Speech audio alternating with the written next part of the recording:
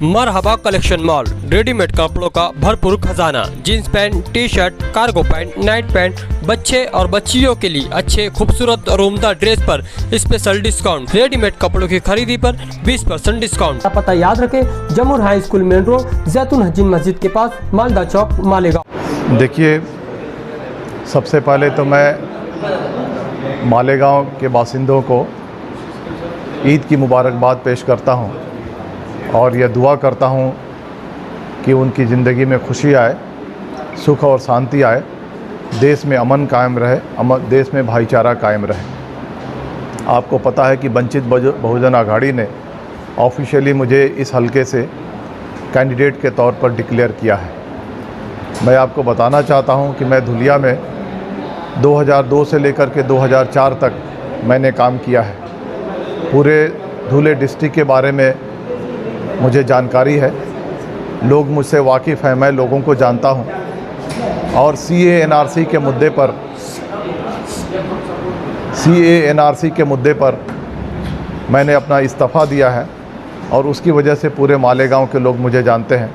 पिछले 5-6 महीने से मैं इस हलके में समाजी जो लोग खिदमत दे रहे हैं, जो इंटेलेक्चुअल्स हैं, स्कॉलर्स हैं, जो पॉलिटिकल लीडर्स हैं, उनसे मैं मिल रहा हूं और उनसे मैंने अपनी ये बात, जो मेरी जो ख्वाहिश है, मैंने जाहिर की है कि मैं इलेक्शन लड़ूंगा।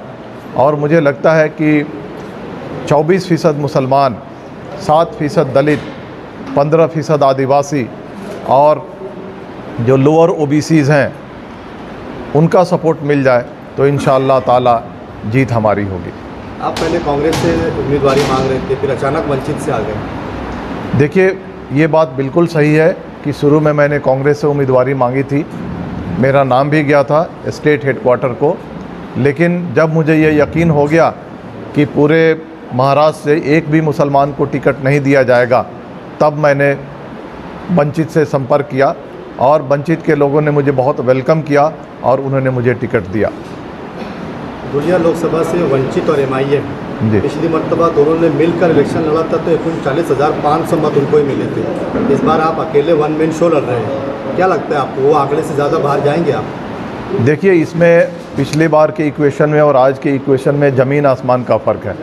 पिछले बार का जो आदमी था उसका कोई पॉलिटिकल या सोशल बैकग्राउंड उनका नहीं था और इलेक्शन वो जीतने के लिए नहीं खड़े हुए थे। इस बार हम इलेक्शन को जीतने के लिए खड़े हुए हैं और मैं एक IPS ऑफिसर रहा हूं, मैं एक IIT ग्रेजुएट हूं, लोग मुझसे बखूबी वाकिफ़ हैं और एक मैंने किताब लिखी है, मैं राइटर हूं, मैं मोटिवेशनल स्पीकर हूं और मैं यहां पे किसी को डिस्टर्ब करने के लिए नहीं, मैनेज होने के लिए नहीं आया हूं। मैं यहां पे इलेक्शन लड़ करके और इलेक्शन को जीतने के लिए आया हूं। सर जी, पिछले वक्त बहुजन आघाड़ी और MIM साथ में थे, अभी फ़िलहाल तो ऐसे कंडीशन नहीं है, लेकिन मालेगांव शहर सेंट्रल में एक MIM की सीट है और धुलिया में एक सीट है। अगर ओवैसी साहब आपका समर्थन करते हैं तो कहीं ना कहीं अच्छी खासी वोटिंग आपके फेवर में हो सकती है। देखिए, इस ताल्लुक़ से मेरी MIM के सदर जनाब असदुद्दीन ओवैसी साहब से भी बात हुई है, उनके कान पे मैंने ये बात रखी है। इम्तियाज़ जलील साहब से मेरी इस के संबंध में 2-3 बार बात हुई है और दोनों ने कहा है कि ठीक है, हम प्रॉपर फैसला लेंगे। इम्तियाज़ जलील साहब ने कहा है कि हम इस हलके से किसी को अभी तक हमने कोई कंसीडर नहीं किया है और मैंने देखा कुछ दिन पहले ये डिक्लेयर हुआ कि MIM पूरे देश में सिर्फ 3 जगहों से चुनाव लड़ेगी, औरंगाबाद से, हैदराबाद से और किशनगंज से। तो मुझे नहीं लगता है कि यहाँ से MIM का कोई कैंडिडेट खड़ा होगा और अगर कैंडिडेट नहीं खड़ा हुआ तो मैं MIM से ऑफिशियली मैं ये डिक्लेयर करवाऊंगा अपने सपोर्ट के लिए। मुलाकात हुई ना आपकी? कई बार मुलाकात हुई है, लेकिन इस संबंध में मुलाकात नहीं हुई है। कैसे संभव है? औरंगाबाद में वो MIM के सामने वंचित उम्मीदवार देती है और मालेगांव में आपका सपोर्ट करेगी, आपको कैसे यकीन है? देखिए, ये कहीं मुझे लगता है कि कहीं ना कहीं कुछ इंटरनल बातें हैं, कुछ कन्फ्यूजन है। जो वंचित ने वहाँ पे एक कैंडिडेट दिया है और इस रिलेशन में मेरी बात भी हुई है जो वंचित के जो जिम्मेदारान हैं कि ये बात सही नहीं है और जो वहाँ पे कैंडिडेट खड़ा है उसको वापस लिया जाना चाहिए और जो वंचित बहुजन आघाड़ी है उसको ऑफिशियली डिक्लेयर करना चाहिए कि वे इम्तियाज़ जलील को सपोर्ट करते हैं। अफसर खान को टिकट देना वो भी वंचित बहुजन आघाड़ी से कहीं ना कहीं इम्तियाज जलील को डिस्टर्ब करना है, क्योंकि ये दोनों जो सियासी लीडर हैं न, मैं आपकी बात मैं बिल्कुल समझता हूं और इस बात से मैं वाकिफ़ हूं और मैंने ये बात उठाई भी है वंचित बहुजन आघाड़ी में, और मुझे लगता है कि आने वाले दिनों में कुछ ना कुछ वहाँ पे फैसला होगा। सर, आप मुस्लिम बोल के इस कॉन्स्टिट्यूंसी में इलेक्शन के लिए आए हैं, उम्मीदवारी कर रहे हैं, लेकिन वंचित बहुजन आघाड़ी पर मुस्लिम क्यों भरोसा करें? सवाल। देखिए, मैं आपको बता दूं, कुछ दिन पहले दिल्ली में सड़कों पर हमारे मुसलमान भाई कुछ नमाज़ पढ़ रहे थे। एक पुलिस वाला आया और उसने अपने जूते से नमाजियों पे हमला किया। ये बात सभी लोगों ने देखी होगी। कांग्रेस के किसी भी नेता ने आवाज़ उठाई? कांग्रेस के किसी भी नेता ने आवाज़ नहीं उठाई कि यह गलत हुआ है और जिस ऑफिसर ने ये काम किया है उस पर कार्रवाई होनी चाहिए।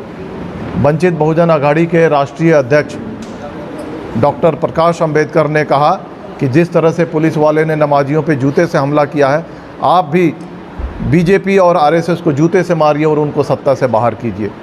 क्या ये आपके लिए काफ़ी नहीं है?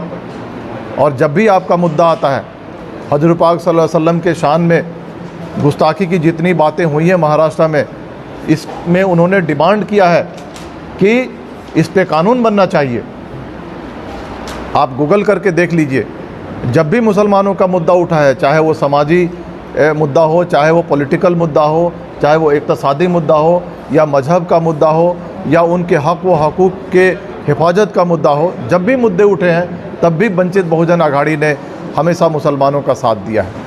बीजेपी को हराने के लिए प्रकाश अंबेडकर जो है महाविकास आघाड़ी का हिस्सा बन रहे थे। तालमेल जारी था 6 महीनों से। 8 सीटों को लेकर वो अलहदा हो गए, तो कहीं बीजेपी से अंदरूनी तौर पर डीलिंग तो नहीं हो गई वंचित? देखिए, कोई डीलिंग नहीं हुई है। जहाँ तक मुझे पता है कि डॉक्टर प्रकाश अंबेडकर ने कहा था कि जीतने के बाद शिवसेना, बीजेपी या राष्ट्रवादी के लोग बीजेपी में शामिल नहीं होंगे, आप लिख करके दीजिए। किसी ने लिख करके नहीं दिया। अब आप बताइए कि ज़्यादा सेकुलर कौन है? जब ये सीटों के बंटवारे की गुफ्तगू चल रही थी तो 3 पार्टियां अंदर बात करती थी और वंचित बहुजन आघाड़ी के जो नुमाइंदे थे उनको बाहर रखा जाता था।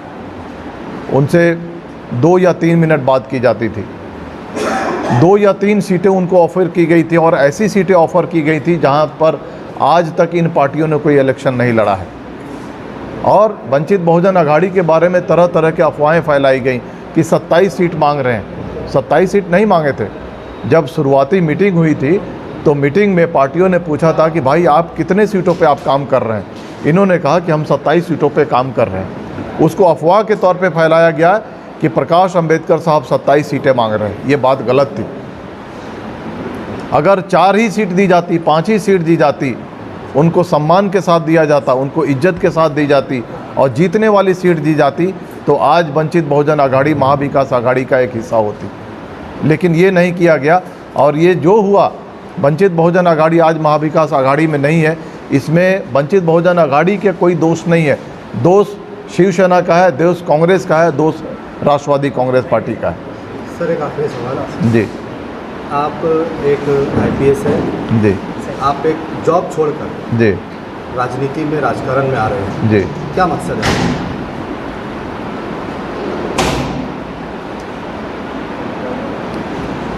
देखिए, पार्लियामेंट में 14.2% मुसलमानों की नुमाइंदगी सिर्फ 4% है।